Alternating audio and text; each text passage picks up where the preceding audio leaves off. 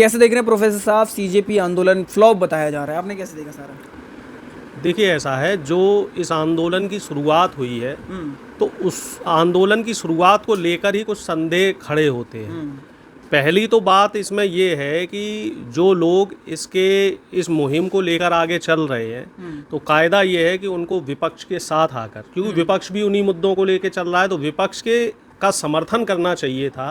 और जब आप ये आंदोलन जंतर मंतर में कर रहे हैं तो तमाम जो राजनीतिक पार्टियां जो दिल्ली में जिनके दफ्तर हैं उनसे मिलना चाहिए था इनको, और बोलना चाहिए था कि आप हमारे आंदोलन का समर्थन करें।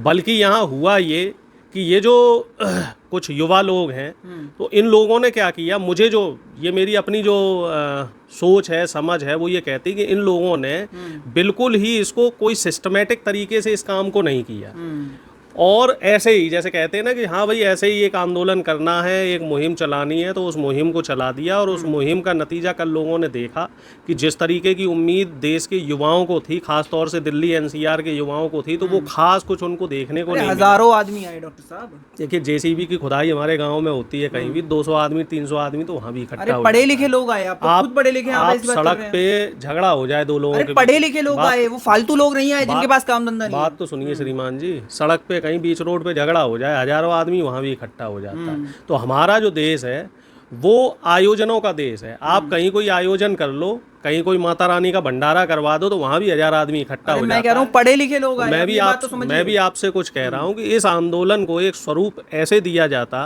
कि आयोजक पहले से 10 दिन पहले से दिल्ली में आ जाते, तमाम विपक्षी दल और जो तमाम छात्र संगठन है, जेएनयू के जो छात्र संगठन है, डीयू के छात्र संगठन है, और जो सरकार की नीतियों के खिलाफ लगातार विरोध प्रदर्शन कर रहे हैं, तो उनके साथ मिलकर बैठक करनी चाहिए थी, उनसे समर्थन मांगना चाहिए था, और उस मुहिम को एक क्रमबद्ध तरीके से, सिस्टमेटिक तरीके से अगर इसको करते तो मुझे लगता है कि आंदोलन बहुत अच्छा हो जाता। उन्होंने ये भी बोला, इसमें सुनिए, इसमें जो राजनीतिक दल हैं और जो तमाम सोशल एक्टिविस्ट हैं, जैसे वृंदा कारत जी को फोन किया गया, उन्होंने तवज्जो नहीं दी। क्यों नहीं दी? क्योंकि एन मोमेंट पे जब आप किसी को बुलाएंगे तो कोई व्यक्ति नहीं पहुंचे। परमिशन भी तो एन टाइम पे ही मिली, 10 मिनट पहले परमिशन तो पहले से मिलनी थी। परमिशन आप हाँ, इसमें एक बढ़िया बात ये देखिए, कोई विपक्षी पार्टी और विपक्षी दल जो सरकार का खुल के विरोध करता है, इस बात को हमारे युवा भी समझे, उसे परमिशन 15 दिन पहले या 1 महीने पहले लेनी पड़ती है, और उसे बमुश्किल परमिशन 2 घंटे की मिलती है कि आप 2 से 4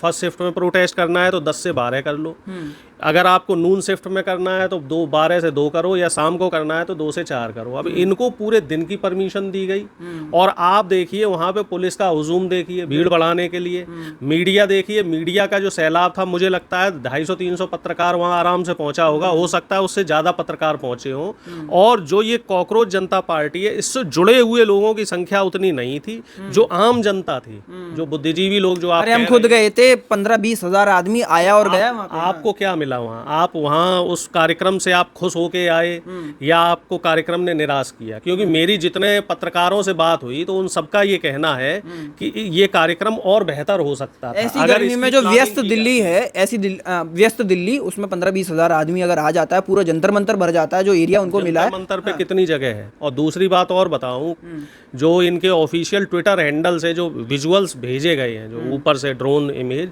वो इमेज भी फेक है, क्योंकि इमेज में आप देखिए ड्रोन मूवमेंट कर रहा है लेकिन पब्लिक मूवमेंट नहीं हो रहा है। ठीक है। और दूसरी बात जो आप कह रहे हैं कि जो बुद्धिजीवी लोग जो वहाँ पहुँचे तो उन्हें भी कुछ खास ऐसा वहाँ देखने को नहीं मिला। तो खास तौर से मैं युवाओं से जो कहना चाहता हूँ, जो इस मुहिम से जुड़ना चाह रहे हैं, कि देखिए सोच समझ के कोई कदम उठाएं, क्योंकि इस तरह के मूवमेंट पहले भी हुए। आम आदमी पार्टी ने भी अन्ना हजारे के नेतृत्व में मूवमेंट किया था। बाद में हालांकि देश की जनता को पता चला कि वो आरएसएस द्वारा फंडेड था, और अन्ना हजारे आरएसएस के ही एक आदमी निकले।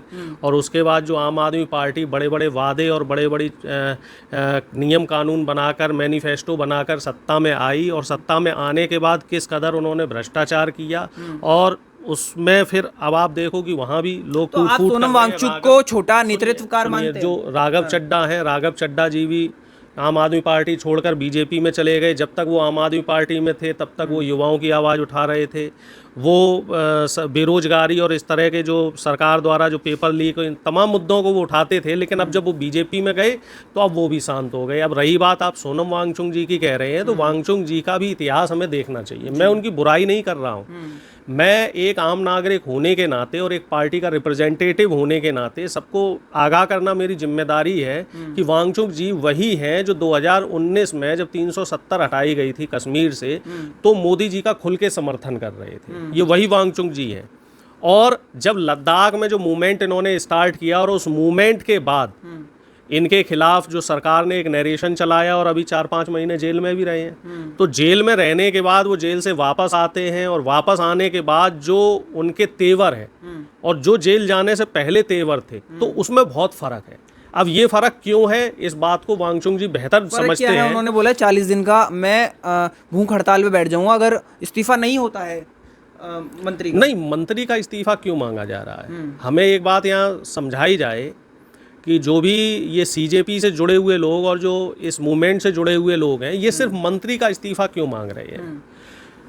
कहीं भी किसी योजना का उद्घाटन होता है, कहीं भी कोई अच्छा काम होता है, तो उसका श्रेय प्रधानमंत्री को दिया जाता है। अब जब पर्चा लीक हो रहा है, पेपर लीक हो रहा है, सीबीएसई में खामियां आ रही हैं, इसके अलावा एसएससी का भी पेपर लीक हुआ है, लेखपाल का भी पेपर लीक हुआ, यूपी पुलिस का भी पेपर लीक हुआ, तो प्रधानमंत्री से इस्तीफा क्यों नहीं लिया जा रहा?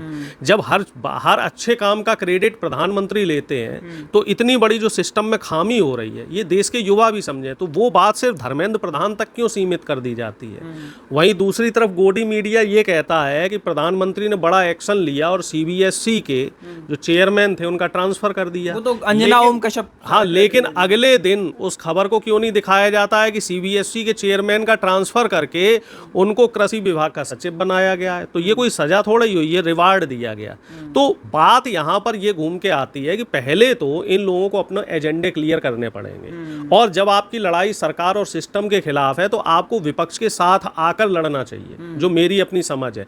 और अगर आप विपक्ष के साथ आकर लड़ाई नहीं लड़ रहे हैं, इसका मतलब आप सरकार के इकोसिस्टम बनने जा रहे हैं, आप सरकार के इकोसिस्टम की तरह काम कर रहे हैं कि जो लोग सरकार से नाराज हो, काबिल नहीं मानते हैं, सुनिए, जो लोग नाराज हो रहे हैं सरकार से, उनके लिए एक विकल्प के तौर पर आप विकल्प बनना चाह रहे हैं, जबकि विपक्ष आए दिन प्रदर्शन कर रहा है। आप लोगों ने कांग्रेस के प्रदर्शन देखे होंगे, कांग्रेस का जो छात्र संगठन है NSUI यूथ कांग्रेस है, ये पिछले 1 महीने से रोज अलग अलग राज्यों में, अलग अलग जिलों में प्रदर्शन कर रहा है। जंतर मंतर पे इससे बड़े बड़े प्रदर्शन हुए हैं और 5-6 प्रदर्शन हुए हैं, लेकिन उसकी मीडिया में कहीं चर्चा नहीं है।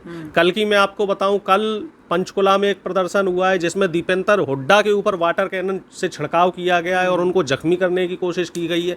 वहाँ कम से कम 20 हजार लोग वहाँ लोग थे, ऐसा नहीं था वो लोग आ जा रहे थे, वो लोग वहाँ बराबर थे और वो लोग बराबर विरोध प्रदर्शन कर रहे थे। इसके पहले राजस्थान में जो प्रदर्शन हुए, तो वहाँ का आप जनसैलाब देखिए, वहाँ की भीड़ देखिए, उड़ीसा में प्रदर्शन हुए, उत्तराखंड में प्रदर्शन हुए, देश भर में जो प्रदर्शन है वो विपक्ष सामूहिक रूप से कर रहा है। तो आप हमारे प्रदर्शन में शामिल हुइए। आप एक अलग से जो लकीर खींच रहे हैं और उस लकीर खींचने के बाद आप सिर्फ धर्मेंद्र प्रधान का जिक्र कर रहे हैं, आप प्रधानमंत्री से कोई सवाल नहीं कर रहे, आप गृह मंत्री से कोई सवाल नहीं कर रहे हैं, और आप विपक्ष को भी कटघरे में खड़ा कर रहे हैं। आप कह रहे हैं कि राहुल गांधी अपना काम सही से नहीं कर रहे, विपक्ष अपना काम सही से नहीं कर रहा। इसका मतलब कि आप सरकार द्वारा प्लांटेड है, क्योंकि आपके जो सवाल हैं वो लिमिटेड है, आपके जो काम करने का तरीका है वो लिमिटेड है, जबकि आपको एक वृहद रूप से रूपरेखा तैयार करके काम करना चाहिए था। लेकिन